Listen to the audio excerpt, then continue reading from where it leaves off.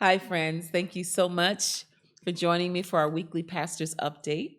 Father Jim wrote our bulletin this week, and it is delightful. He writes Jim Smith, longtime director of our prison outreach, and his wife Julie have a 2-year-old grandson named Brody. Recently, Brody looked at his mother, Rachel, and said, "Mommy, thank you for taking care of me." 2 years old. He thanks his mother for something every mother does every day without acknowledgement, caring for her children. November is the month of Thanksgiving. I used to hate November. The month is gray and dark. No more daylight savings time. Trees become barren. Light disappears on both ends of the day. But D. Carr taught me to appreciate November. Dee used to sing in the Thursday night folk group, and she would ride to the Sunday Mass with us at Spiritus Christi Elmira every week. She always said at this time of year, "I love November. It's my favorite month. It's the month of Thanksgiving." Since then, I've been trying to adjust my attitude towards this month.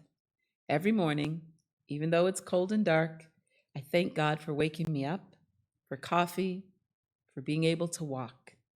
I thank God for my home, my car, my country, for being able to vote. I thank God for my family and friends, for heat in the house, for my priesthood, my community. Spiritus Christi. I'm especially grateful for Spiritus Christi. This past weekend, Reverend Myra, me, asked the congregation to increase its financial support. Instead of being offended by the request, people applauded her after the homily. They told us individually how they were happy to increase their weekly offering. Yes, happy to increase their offering.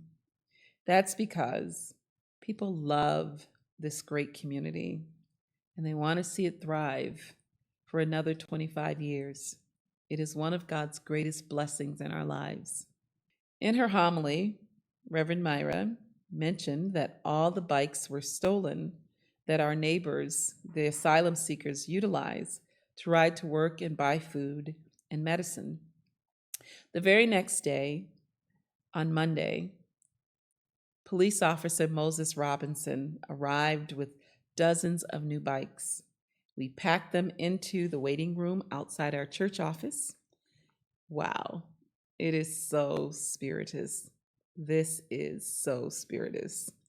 God has blessed us so that we can be a blessing to others. There's so many reasons to thank God this November. We send our congratulations to Emmanuel Baptist Church on Park Avenue for their 100th anniversary. They will celebrate the occasion on Sunday, November 19th. We continue to enjoy our ecumenical mass with their Baptist community every Tuesday at 12:10. And that's another one of our rich blessings.